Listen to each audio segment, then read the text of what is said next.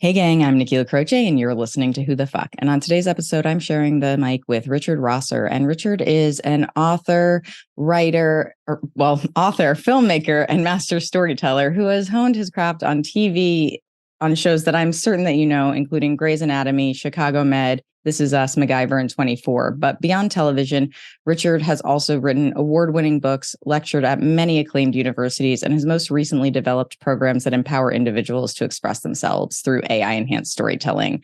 I'm super excited to have you here, Richard. Welcome to the show. Thank you, Nikki. I'm really excited to be here and talk. Yeah, absolutely. The last conversation that we had, our first conversation that we had, was so inspiring to me. You've had just such an interest in storytelling, it seems, from a young age. So I thought it would be a good jumping off point for you to share a little bit about where that passion began. Sure. Well, I've really been a storyteller my entire life, and that comes from my mom and my dad. Primarily my dad. My dad was an amazing raconteur.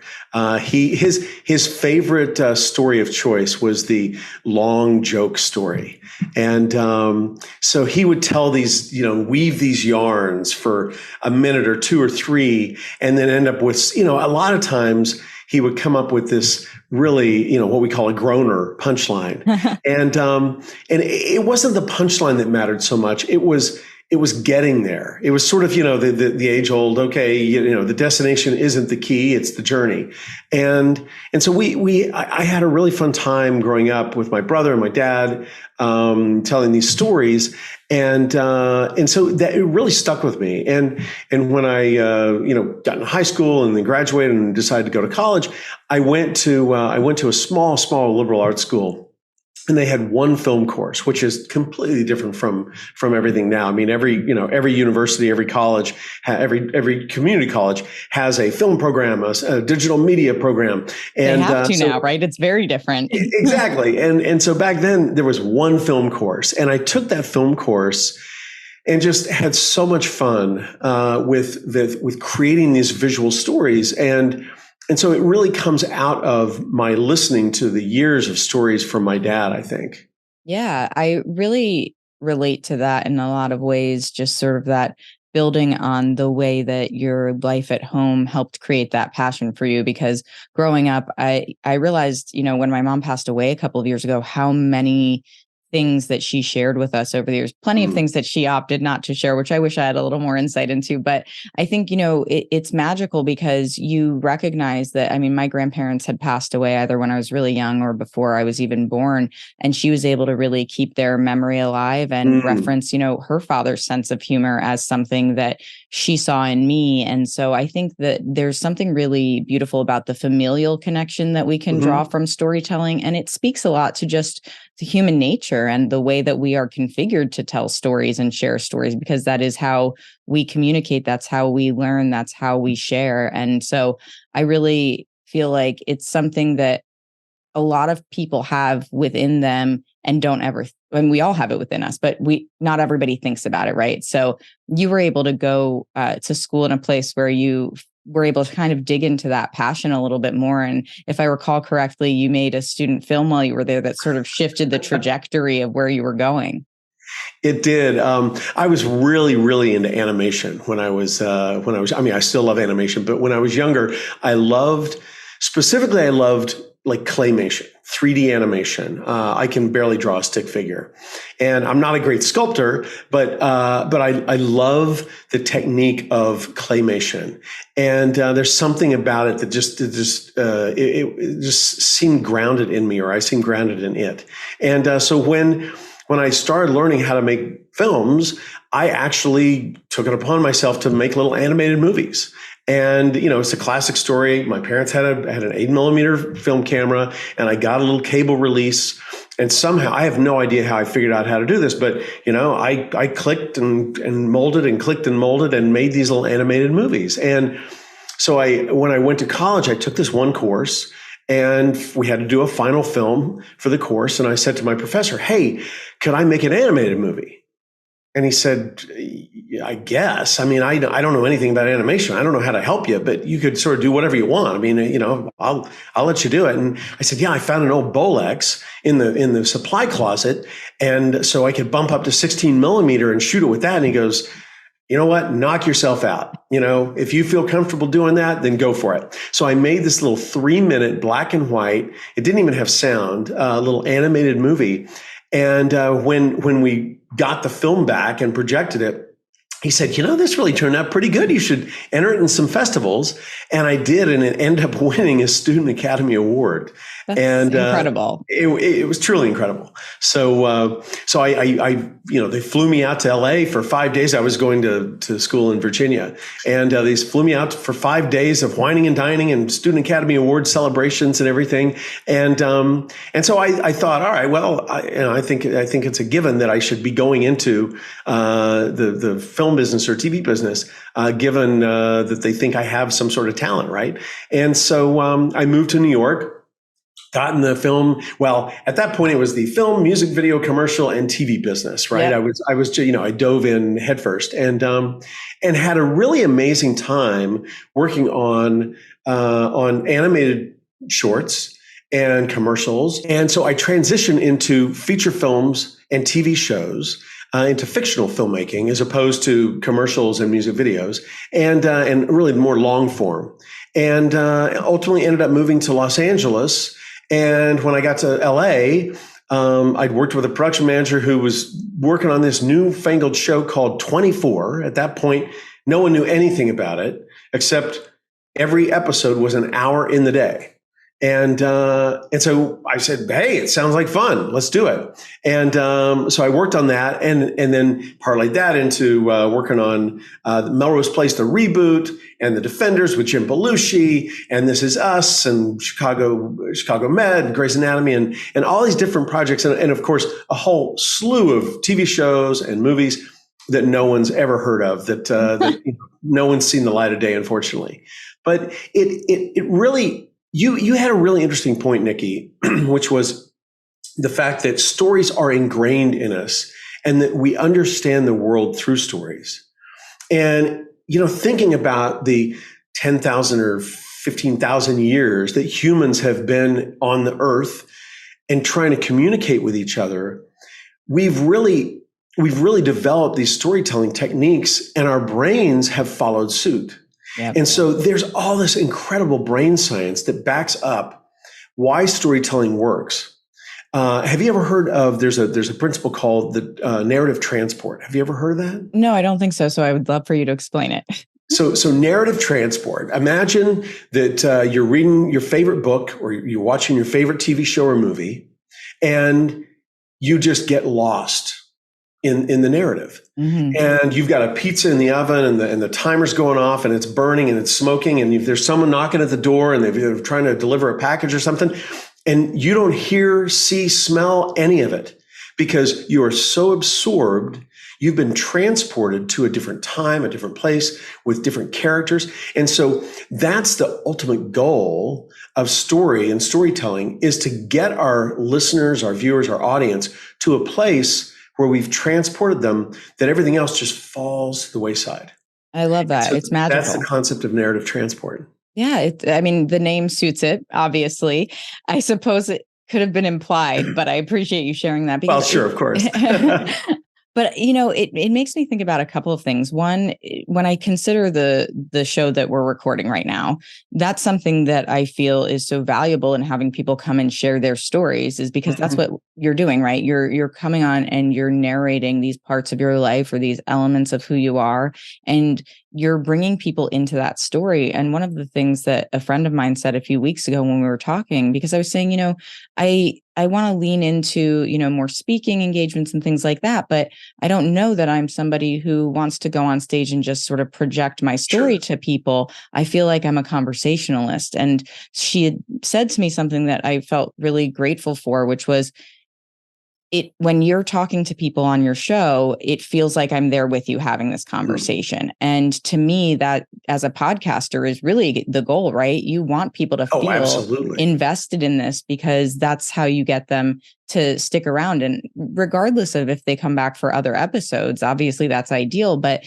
not every story resonates with someone. So there is so much to be said about the value, both as a host, what you're able to provide, but also who you're bringing on and how they're able to dynamically share their stories, because not everybody's a win. And that's Right. hard. That goes as a host and a guest. Right. And I've done more guesting recently, and I'm like, okay, I feel like some of these come out great. And others I'm like, was that coherent? I don't know yet. So we're going to find out when that gets released. And, you're kind of in the moment with things like this, but as I'm doing it, and as you say that, I'm thinking, but that's the whole point, right? It's like, how do you share that story in a way that's compelling to somebody else? Well, it is. And again, you bring up a really interesting point, which is there are different kinds of stories. We tell stories for a variety of reasons. And one of those is just sheer entertainment. Mm-hmm. And something can be there for just entertainment, and it doesn't have to be there for anything else. I mean, think how many times you said, I'm just going to go watch a mindless TV show. Yes. Or I'm going to go read, I've got a book. It's a beach read. Right. Yep. So you don't really expect much more from something like that than just entertainment. Mm-hmm. But then, of course, there are stories that persuade, and there are stories that reflect, and there are stories that explore. And going back to you talking about, when your mother passed, and she had this collective of stories about your grandparents that you didn't know, but you felt like you knew them. There was this link. There was a bridge through your mother from you to your grandparents. Mm-hmm. And I find, because I've had some tragedy in my life. We had a son, Nick, and he passed when he was 18 in a car accident. And so I've really accessed story and storytelling for my memories of him, and to really work on creating that connection and keeping that connection with him going. And there are some amazing stories about how his energy, how he's done that from somewhere, wherever he is, beyond wherever that is. But the energy that he's connecting with us, and I think you mentioned that you sort of have to be receptive to that. You do, yeah. And I think that in the stories that your mom told you about your grandparents, they could very easily have just sort of disappeared in the ether of all that we learn in life. And I'm sure with many other things that she told me that she wished I paid attention to. Well, some of it's worth letting go, right? Yeah, exactly. But it's interesting how some of these things, they pop up, mm-hmm. and they pop up at times because of the environment or what you're going through emotionally or physically. And so one of the ways that Nick tends to communicate with us, and he's been gone, it'll be 15 years in January, but he communicates through numbers. And very often I'll look at my phone and I'll see, it's 11:11 a.m. And he communicates to us in multiple numbers, right? 11:11, 10:10, 2:22. And but we, my wife and myself and our daughter, who's 28, we all have to be responsive to that. We have to be open to the fact that that's floating out there. And, there may be people out there who say, oh, it's just a coincidence. You looked at your phone and it's 10:10. But it happens, and I notice it. And sometimes it happens when I need it to happen.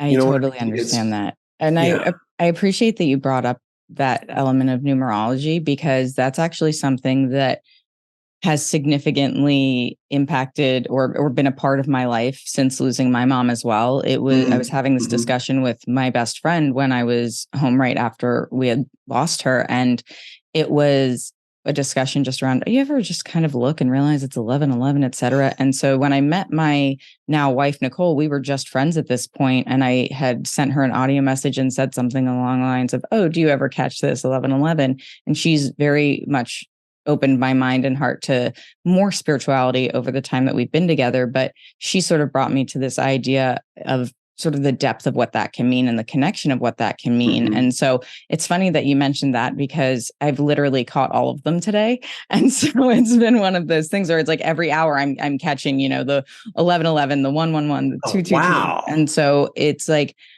I had my day started today with this woman sharing her story on an intro call about helping her son navigate dyslexia. And ultimately he went on to become a doctor. And I feel like my day started off with my mom's presence, somebody who valued reading and storytelling so much and felt this immediate connection. And that just sort of reverberated throughout the rest of my day and all the other conversations I've been having, because the interview that I had prior to this was with somebody who owns a business and has a podcast called Book Thinkers. And so I'm like, everything today is sort of surrounding this idea of storytelling. And I think that, to your point, yes, people might say it's a coincidence, but I've also kind of come to the mindset that I don't know that I believe in coincidences. I believe in timing, and divine timing, divine intervention. And when you shared your story with me a little bit about your son originally, one of the things that I can relate to so much, and I appreciate you sharing, is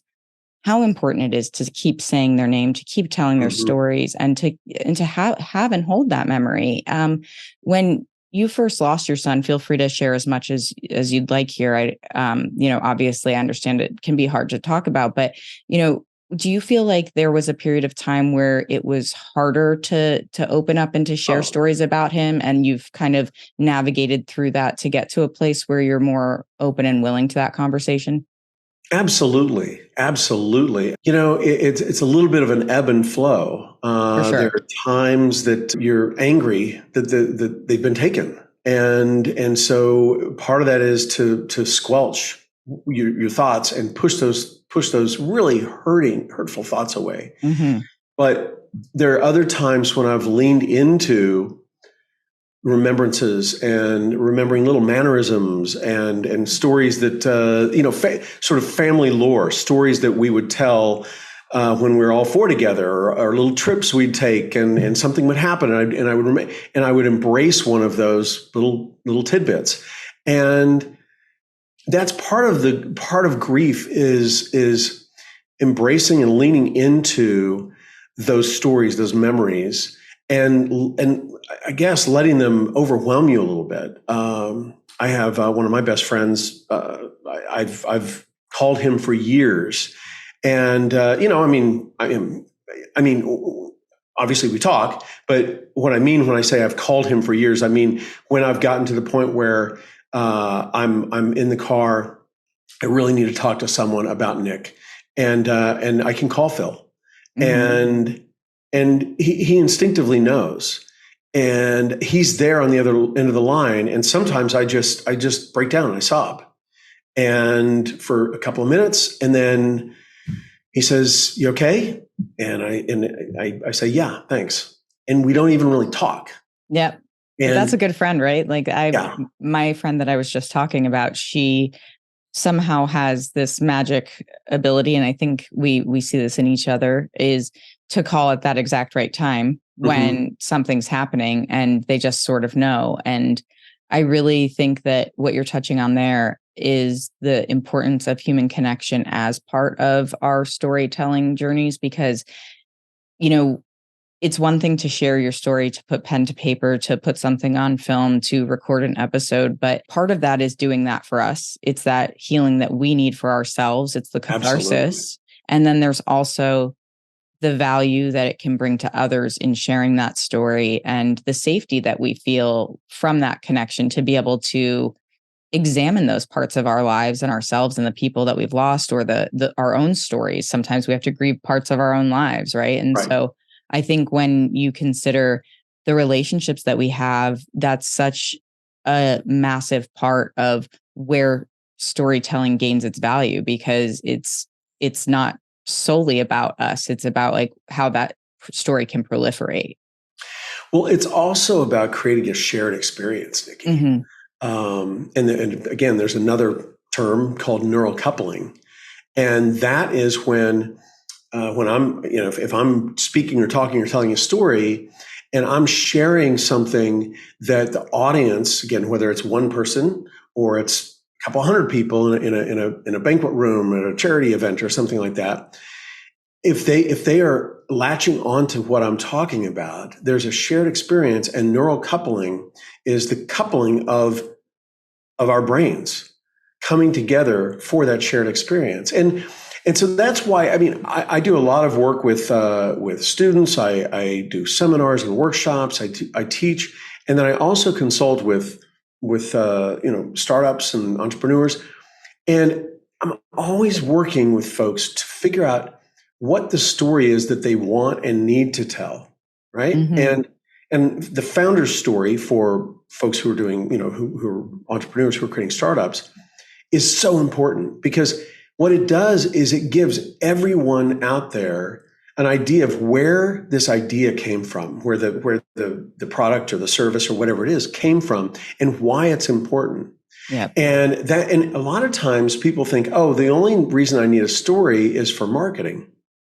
But when you're an entrepreneur or you have any sort of business, it's not just marketing. Stories can be incredibly powerful for the employees who are working right alongside you, Hmm. for a team, for your R&D department, for your sales department to go out and not just market through videos or ads or whatever, but also to let the folks know who are clients how they can use the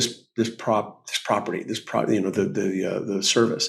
And a lot of times stories come back to the founder, the creator, from the field. Yep. And people come up with, hey, I use your service or product for in a little bit different way, and that can influence the way that your R&D department, or even if you don't have a physical R&D department, it's still the person who's creating the product or the service. They can then take that info and plug it or tweak it into the mix. And so, story, it's a back and forth. It's an exploration just as much as it is an education. I love the way that you just explained that. And you're totally right. I've worked at businesses of all sizes, and having worked at plenty of startups, it is really important, both as an employee and as a consumer of those companies, to feel connected to what they're doing. And especially as a startup, I find it incredibly difficult if you don't feel connected to somebody's mission. It, in Yeah. fact, is the reason that I probably wouldn't choose to work at a startup that is extremely small again, unless I were one of the people starting it, is because you have to be pretty much like as invested emotionally as the person who started that company when you're one of the first 5 or 10 people in it. And you don't have necessarily the upside that the person who started the company has. So what is it that's driving you to push this company forward other than potential? It needs to be something, hopefully, that you're viscerally connected to. And for a long time, I worked in HR tech, and the thing that I really had to latch onto was a story that related to my own life, which was I graduated in 2008. There were no jobs. I had a film degree. It was not a great time. Right. And I was like, what the hell am I going to do with my life? And when I found a job in HR tech, it wasn't that I was super jazzed about this idea, but what I saw was an opportunity to try to help people who didn't have jobs get jobs, because I knew what Right. it felt like to be unemployed.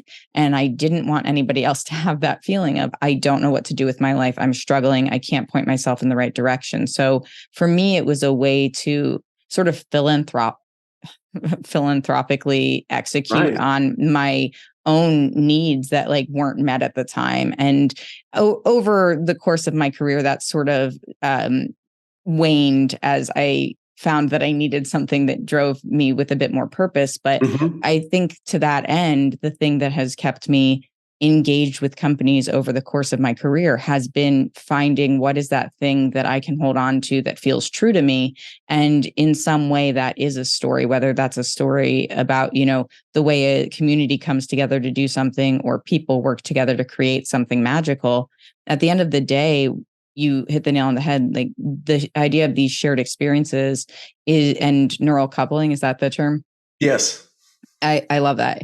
It's profound. And I think that it's something that as human beings, as you said, we're wired for that. So Mhm. if it's one thing to sort of have a groupthink mentality, it's another to be emotionally invested in the way a story is told or the way that we Yeah. consume something. And which leads me to segue to the next thing that's really, really important in storytelling is that emotional connection. Because Absolutely. we think about the stories you hear, and we all have friends who sort of ramble on, right? And they don't necessarily have a point to their story.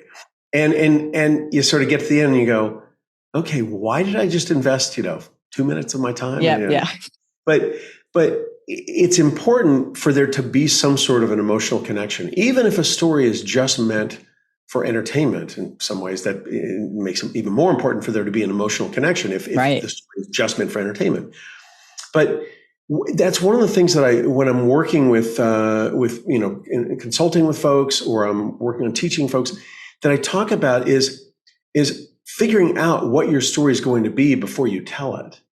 And when we're just on a podcast like this, we're talking off the cuff. But when you're actually using story in a setting or a sequence, for if you're working with a team or if you're trying to communicate to a group of people, you need to think about the story ahead of time.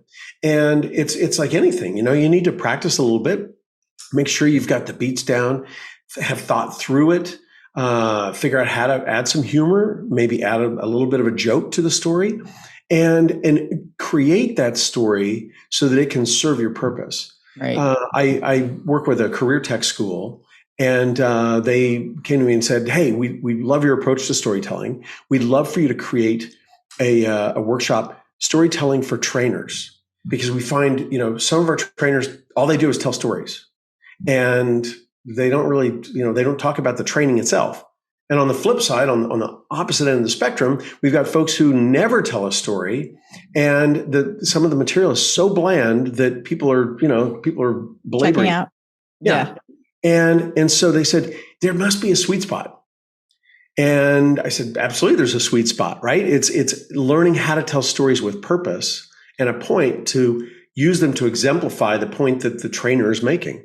And so we put this workshop together, and it was really interesting because as I started fleshing this workshop out, I thought, okay, now these folks are trainers; they're not storytellers by trade, and so they may be a bit intimidated by having to come up with a story like that Right. works for their training seminar.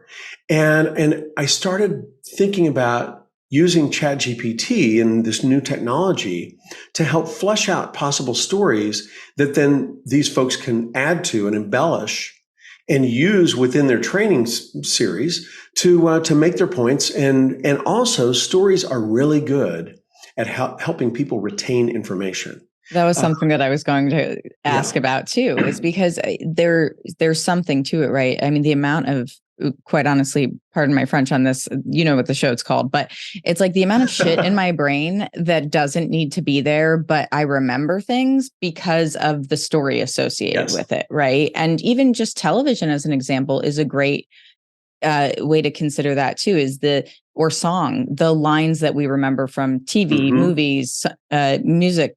It resonates with you in some way on a visceral level that allows you to retain it. Now, do you need to retain it for all of time? Probably not. Do I think I could eradicate some of it? Yes, absolutely. Do I know how? No. But I think that when we get to a place where we recognize that is creating some sort of connection to the material, it gives us so much more value. Well, let me back up a second and just talk about one of the breakout sessions that it's sort of one of my little signature breakout sessions.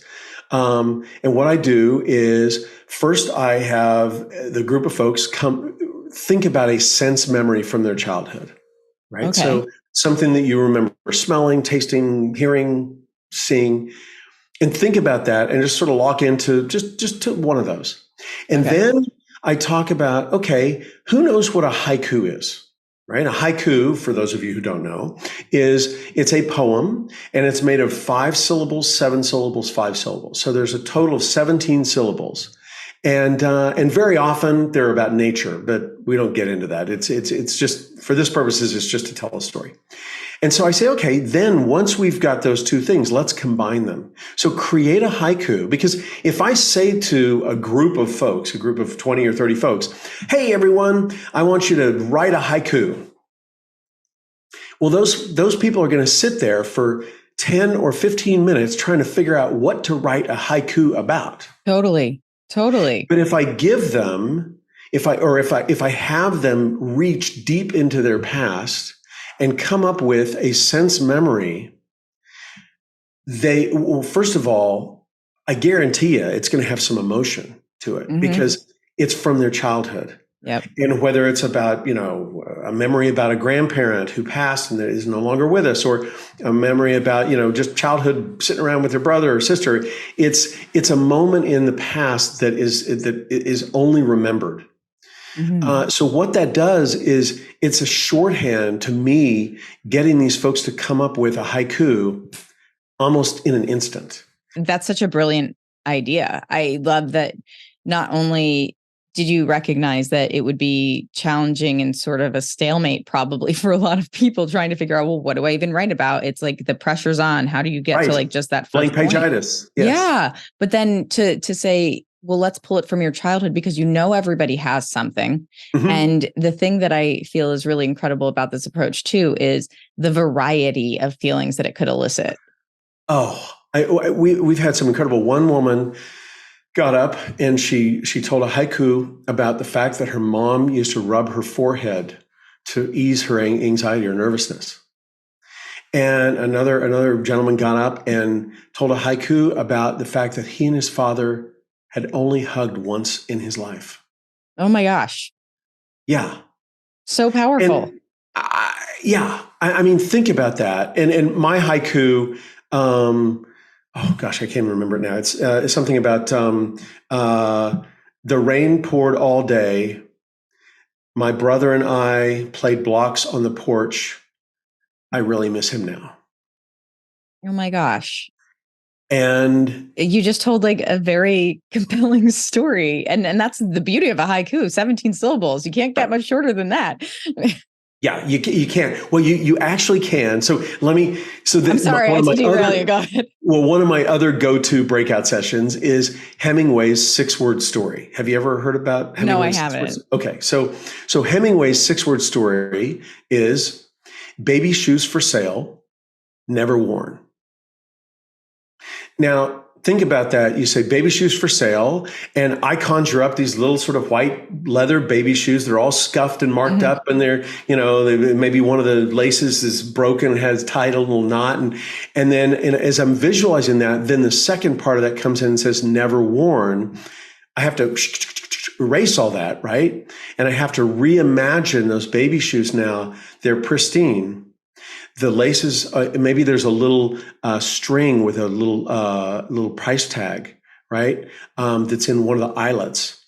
And then our brains start to fill in the cracks and we think, well, wait a second, baby shoes for sale, but they were never worn. What happened here? Oh my gosh. And you start to think about, the baby passed. Did it pass before it was able to need to wear shoes, or did it pass in stillbirth? Or, I mean, the possibilities in the story are incredible. And so you can go from 17 syllables to 6 words.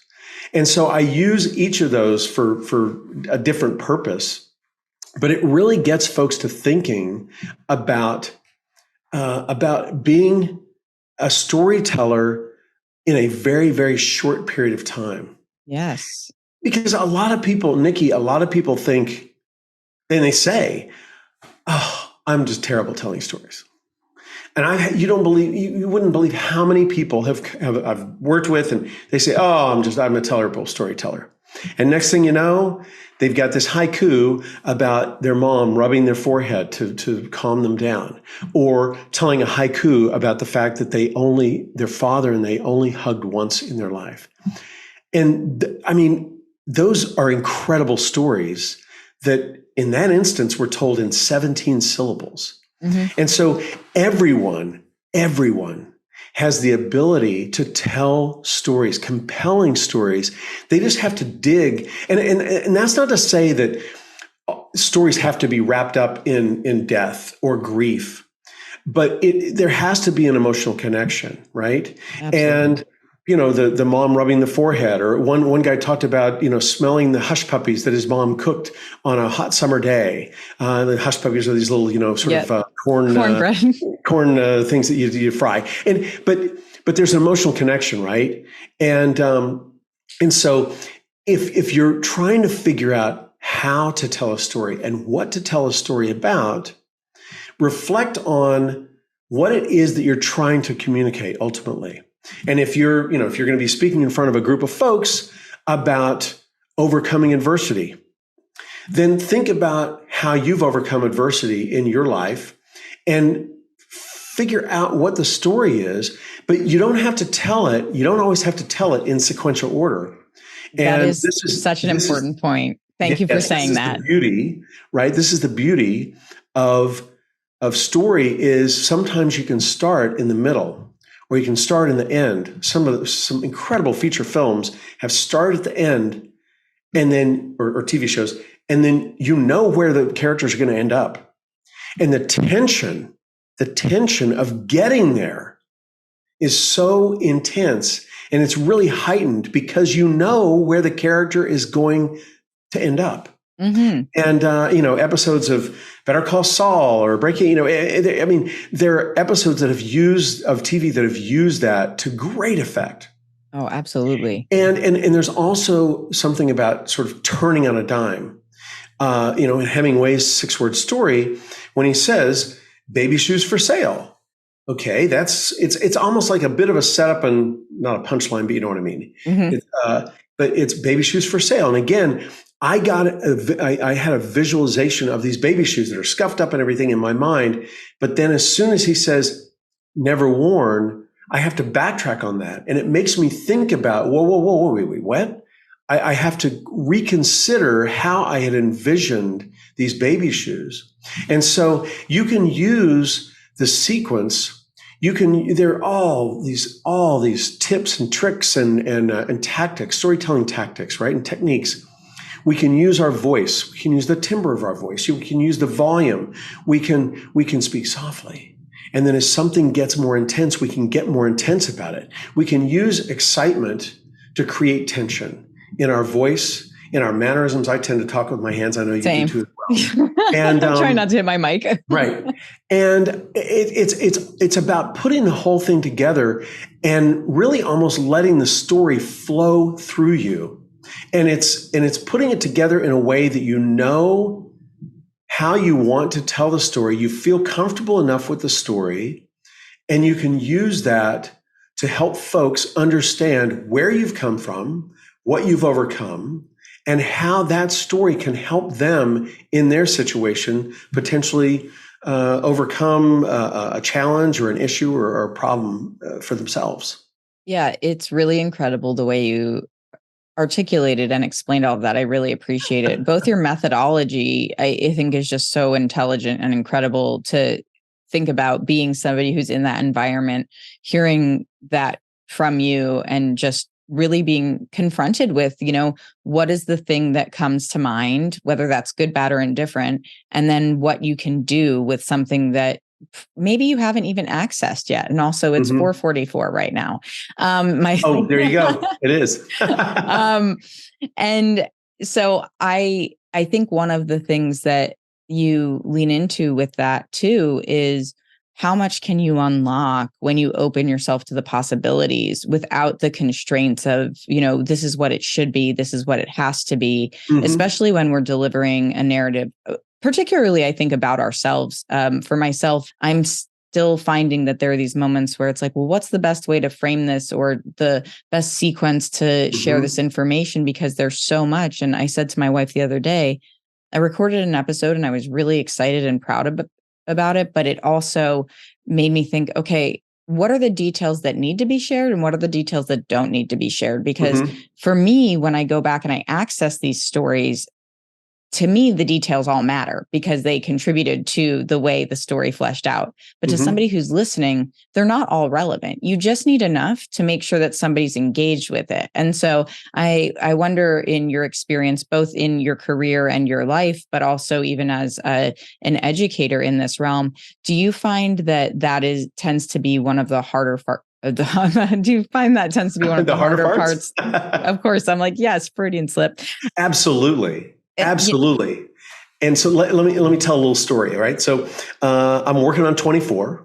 Right. And for those of you who may not, who were living under a rock back in the early 2000s, 24 was this zeitgeist show about this counter-terrorist agent played by Kiefer Sutherland, who is going out and he is rounding up the bad guys. Right. So each episode is an hour in the 24 days. 24 hours of a day. And so at one point we were doing a sequence and someone said, oh, we're in this hotel room. We should have someone come through with a tray of sandwiches because everyone's hungry. It's hour like 17 and we haven't seen anyone eat. And we're filming the sequence, and one of the executive producer creators came down. He was hanging out watching the monitor, and he walks over to the prop guy and he goes, can you give me that, please? And he takes the tray and he takes it over the garbage and he just dumps all the sandwiches in the garbage can. And he said, I'm sorry, but there will be no food allowed in any shot from this point forward. And we were all like, what? But these people haven't eaten in 17 hours. And, everyone was sort of talking and saying this to him. And he said, look, people don't tune into our show to watch people eat, sleep, or poop. Right? Think about it. They tune into our show to see them catch the bad guys, overcome. They don't want them stopping. They want them to keep moving forward. They want them to break through any and every obstacle. We can suspend reality for that. Right. And I disagree with him. I mean, I agree with him in total, but I disagree with him in a couple places. I think there were a couple of moments where you could have had someone, just grabbing a bite to eat. That's sort of fun. And there was one moment where Kiefer sort of fell asleep as he was waiting for, a bad guy to show up at one point. And I thought, oh, that's brilliant, right? He almost falls asleep, but he doesn't. Yeah. But they cut it out, But the point is that you have to be specific about your details and you have to be specific about your points. And before you got to sort of the end of what you were talking about before, I was going to talk about the honing in on details, but also getting rid of the lack of detail, right? So there's sort of two ends of the spectrum, right? Number one, you hit it when you said, not everyone needs to know everything. And you're right. You sort of have to pick and choose what is most important for people to know as I'm telling my story, right? Do they need to know the brand of the vacuum cleaner? Not necessarily, unless there's a point about it being a eureka moment or something like that, right? But on the flip side, if we've all heard people get up and tell a story or a joke and they say, yeah, well, when I was a kid, I was like 7 or 8. And I think it was when I was living in New York, or it may have been I was living in Miami at that point. Okay, who cares? You lost me, right? You're getting bogged down in the lack of detail, right? Mm-hmm. So when you're telling a story, the audience doesn't know whether you were 7 or 8. They don't care if you were living in New York or Miami. I mean, if it has a bearing on the actual story, then yes, that's important. But they don't want to hear the storyteller hemming and hawing about the details of their own memory. Right. So it's important to just latch onto something and go with it, right? Yeah. Unless someone's going to call you out on, wait a second, you weren't 7. I knew when you were 7, and that didn't happen until you were 9. I mean, but how often is that going to happen? Right. You say, yeah, when I was 7 and I was living in, the Lower East Side of New York City, and it's definitive. It gets people to visualize that. If you start talking about, I was 7 or 8, maybe I was 9, then they're like, okay, I visualized 7, but now he's talking about 9. It's counterproductive. So that's one of the things that you talked about. You need to pick and choose your details and make sure that they are, in fact, details. Right. So that the audience can visualize that experience and go along that, be transported with you as you're imparting that experience to them. That's such a great way of framing it too, Richard. And the thing that it reminds me of is when I was in school, and I'm sure you'll appreciate this having spent time in the film industry as well, is that one of my professors said to me, sometimes you'll leave your favorite things on the editing room floor. And it is the hardest to let go when you're like, it was a great shot. It was an amazing scene, but it doesn't really need to be there. As you pointed out, if it's not going to ultimately help the story progress or create more emotion or bring people further along for the ride, then ultimately it serves as a distraction. And one of the things that I wonder, as you've gone through your career is, do you feel like you've adapted the way that your own storytelling has grown, particularly going from someone who has been in the industry to educating about it? Mm-hmm. Absolutely. I take storytelling techniques that I learned while we were filming 9 seasons of 24, and I use them. I use them when I'm working with folks on a consulting basis. I use them when I'm teaching students how to tell stories, and I use them in my everyday stories. Here's, you talked about, because you went to film school. I don't know have you ever heard of the term POV of nothing? I mean, I want to say yes, but it's been years. So let's go with this. I'll let you go. So one of the worst shots that you can cut in, and this sort of goes back to my hemming and hawing about whether I was 7 or 8 or I lived in New York or Florida. A POV of nothing very often happens with younger or inexperienced filmmakers, right? You'll see a character walks or opens the front door and they're looking, waiting for someone to arrive. And so you cut to a POV of nothing. You cut to a POV of the street and there's no cars. There's nothing happening. And it's their POV of looking, waiting for someone to arrive, but it doesn't happen in that shot. And so it's very disconcerting to an audience because they're searching. You see a woman walking a stroller, you see a guy riding a bike, and you think, okay, what's going to happen now? Is that guy on the bike going to come over and pull out a gun, or and it turns out no, it's a POV of nothing. Yeah. And it's in storytelling, having a story that doesn't have a point or having details that don't settle on the actual detail. It's in essence a POV of nothing. It's hard for the audience to grasp onto. It's hard for them to latch onto what you're pointing out to them because ultimately you're really not pointing out anything, right? Right. And so I've learned as a storyteller, you want to commit. And again, your audience isn't going to know whether you were 7, 8, or 9 at whatever point in your life you're telling the story. But if you commit to one, then they can latch onto that and follow you on that journey. Mm-hmm. And so it's really important for folks to practice. I mean, think about comedians. Think about Jerry Seinfeld, right? He had one of the most popular TV shows in history. And now he's 20 years later, he's still working on, he'll go out and he'll put together a comedy routine. Now, if you hear him talk about that, it's not easy. He'll start off with 10 minutes. He'll go to one of his favorite comedy places, the Cellar or whatever, and he'll put that 10 minutes on and he'll end up with a minute out of that 10 minutes. 10 minutes and he ends up with a minute of gold, Jerry, gold, right? And then he'll go a week later and he'll take that 1 minute and he'll add another 10 minutes and he's got 11 minutes and he'll end up with 2 or maybe 3 minutes. So it's going to take him a while to hone that material for an hour or 2 hour special on HBO, Showtime, or whatever it is. He's Jerry Seinfeld. Think about if he's paying attention to that much detail, he's going into that much trouble to get an hour or 2 hours worth of material over the course of 2, 3, 4, 5 months, right?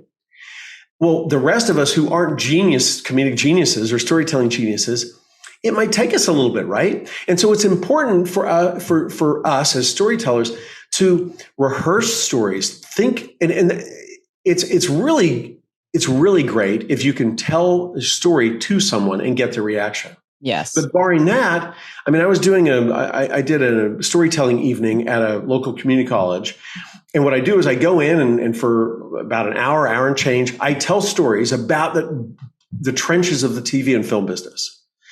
But because I'm at a community college, I'm using those stories to talk about networking and talk about professionalism and talk about being on your A game. And so every story that I tell is the basis for a little bit of a life lesson or something that I learned along the way. And so the stories they're entertaining. I've got stories about Chris Walken and Jim Belushi and Kiefer Sutherland. And so when I get in the room, people are excited just to hear my stories. Mm-hmm. They're also excited to hear the stories because they're really about being in the trenches in the TV business or film business on a day-to-day basis.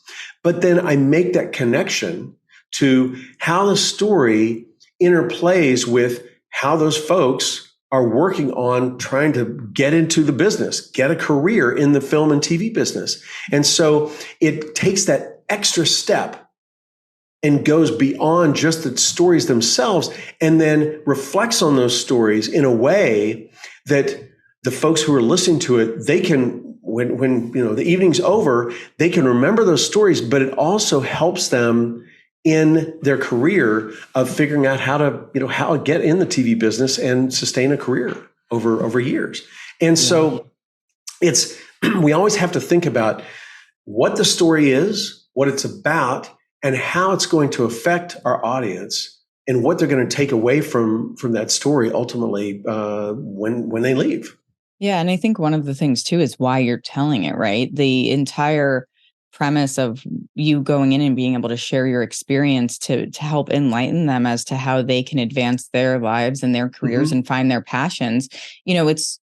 I've worked with many people as mentors and just individuals who could name drop all day long. And it can be an interesting story to hear. It can. I mean, I certainly don't have celebrity interactions on a regular basis, so I can appreciate that tremendously. I also feel like what you're exemplifying in the way that you're doing this is that the value of sharing that story increases substantially when you can make it connect with the person in a way that not just, connects with them in an emotional way or a relevant way, but in a way that actually helps them move forward in their life and progress. And I think that it can be really easy to see ourselves as people who won't ever have the opportunity to meet certain people or do that thing. But when you are in the same room with somebody who has done that and they're telling you what they can do or what they've done and how these interactions have transformed your life, then you start to feel like that could be accessible to me. And maybe that's a possibility. That's a great point. You expand your ideas of your own potential, I think, when you interact with people who share their stories, especially when you're sharing physical space with them, because it's one thing to be in a virtual environment, particularly one where you don't actually even know the people and you're just listening, right? It's you're abstract to them. They don't know who you are. But when you're in an environment where, Richard Rosser's on stage or in the room sharing with you his stories, you have those experiences, and those people could very well go up to you after the fact and ask you follow-up questions to the stories that you shared, right? Of course they do, because they would be foolish not to, and so I think that that's really just one of the wonderful ways too that storytelling and the decisions you make around how you do it can ultimately impact really the trajectory of somebody's life. Oh yeah, and let's reflect back on a couple of these terms that we've talked about with regard to the brain science behind storytelling, right? Neural coupling and narrative transport. And think about what you and I just sort of explored, talking about this evening of storytelling that I do, and think about the neural coupling, right? I've got folks there who I went to a very, very small rural high school. There were 52. It was a public high school, but there were 52 in my graduating class. And so going and one of the evenings that I've done, I did at that high school. Now it's a much bigger high school now. But the point is that I come back from California. I grew up in Oklahoma, and I'm giving this, this talk, this speech, or, telling these stories. And there are students there who are essentially where I was, when I graduated from high school. And so there is a shared connection. The neural coupling is like completely coupled, right? Mm-hmm. And so those students, and again, we don't have to have gone to the same high school, but even if I'm just going into a community college, and I'm talking about how, when I went to school, there was only one film course, right? What it does is it tells folks that they have a chance. Yes. Which is something that you just hit on, which is a fantastic thing to be able to communicate. And in the same sentence, talk about, working with Chris Walken or Jim Belushi or Kiefer Sutherland or, Madonna. I've done music videos with Madonna. So it's I try not to name drop just to name drop. I try to name drop so that it makes sense within, oh my gosh, I graduated from Deer Creek High School I was one of 52, and look where I ended up. If I can do it, chances are good you can do it as well, right? Yeah, absolutely. And it's just really inspiring to hear that when you see it in that tangible reality that you exist in. And one of the things that I wanted to ask, I know we're at the top of the hour now. Do you have a couple of extra minutes? Oh, sure, of course. Oh, awesome. Thank you. Something that when you were mentioning the Jerry Seinfeld stuff, it's sort of perfect timing because we're actually going to see a comedy show tonight with Taylor Oh, Tomlinson. And she's a comedian that she's pretty young. And something that I find so compelling about her comedy is that it is extremely relatable and it's the appropriate level of snark for my liking. And so hmm, I think that, comedy is a way for people to really share stories yes. that are both relatable, but also give us a sense of levity where there can be trauma, right? And she did this bit in one of her last specials on Netflix, and she's like, talks about how her mom passed away when she was really young.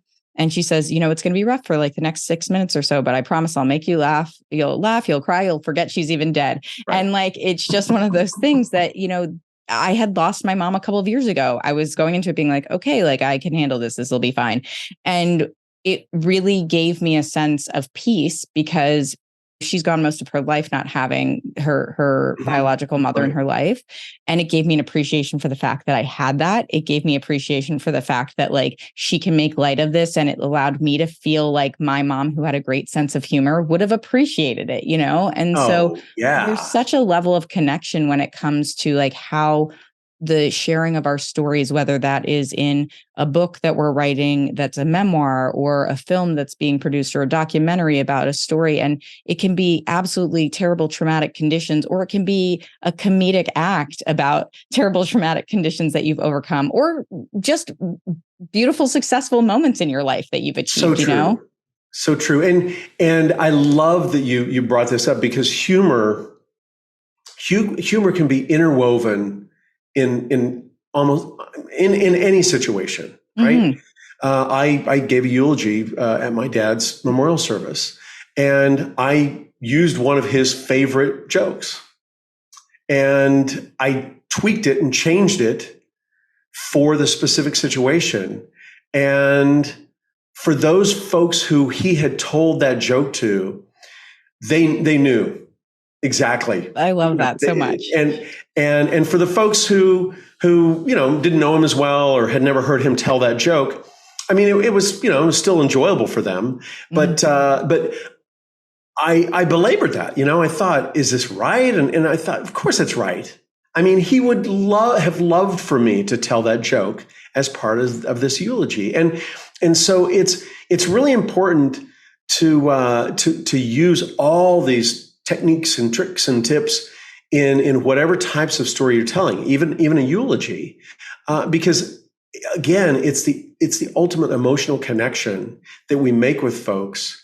And again, when I'm up and I'm doing one of these evening of stories, when I'm talking about the fact that I graduated from a small rural high school with a graduating class of 52 kids, it says something about to everyone, right? About the possibility of the journey that I've gone on, and how they can go on a similar journey potentially because it's accessible.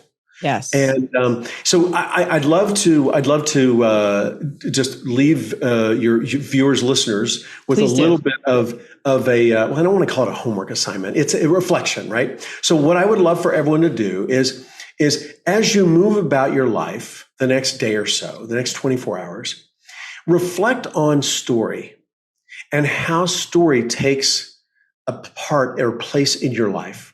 So that can be you telling someone a story. You can be hearing someone else tell you a story, or you can think about the nonverbal stories that you're telling yourself about you and your life and your challenges, your issues, your trials and tribulations.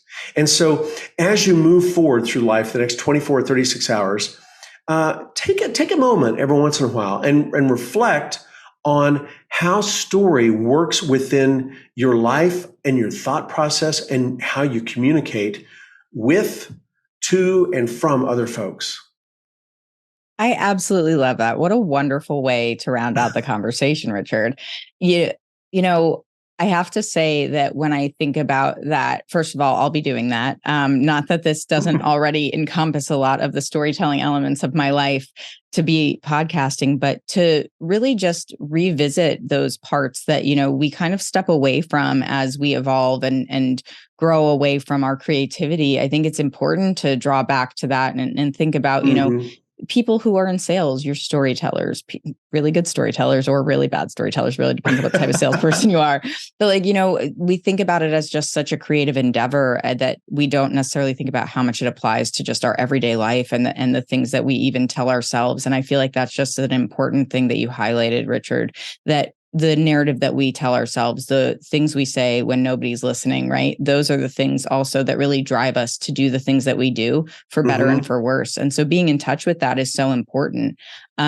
So as we're closing out here, I do want to tell everyone that Richard also has a recent book, ChatGPT Simplified, for people who might want to really re-explore storytelling in a different way, or maybe feel like it would be helpful to have a little bit of something to propel them forward, because I've myself recently discovered the benefits of ChatGPT, as has my wife, and we're loving it. So you can find that on Amazon. I'll put a link in the show notes, but you can also learn more about what Richard is doing and contact him for a consultation if you're interested at acclaimed.ai. And Richard, is there anywhere else you'd like people to find you or follow you on social? No, that's the easiest place. It's aiexplained.ai. Amazing. And it's all about exploring, really, because I wrote the book through a storyteller's lens. So it's exploring this technology from a creator, a storyteller's viewpoint, and how to use it to really think outside the box, be more creative, and come up with things that you never imagined you would. It's so amazing. I really can't wait to dive into it. My wife has been really, really loving how she's been able to leverage AI, because she has just such an imaginative brain and she has these very vivid dreams, and she feels like AI is giving her the way to actually visualize some of those things in ways she couldn't have ever imagined. So I just really appreciate that you and I are having this conversation at this time, because if this were 2 months ago, even, it wouldn't have been, I wouldn't have had that level of connection to the value of AI in my own life and in my experiences. So thank you so much for just being here, sharing your story, sharing the importance of stories, and bringing that education and just connection to our audience. I really appreciate you, Richard. Oh, it's been such a pleasure, Nikki. Thank you very much for having me. Absolutely. Well, gang, that's all for this episode of Who the Fuck. We'll catch you on the flip side. Thanks for listening to Who the Fuck. And if you like what you hear, share the show with your friends, family, coworkers, or anyone else you think needs a healthy dose of introspection and raw authenticity. Feel free to rate and review wherever you get your podcasts. It's always appreciated. And you can also visit whothefck.com to check out more content. Plus, you can follow me on Instagram, TikTok, and YouTube at whothefck_pod to keep up to date with what's new in my world and for exclusive bonus content. Catch you on the flip side.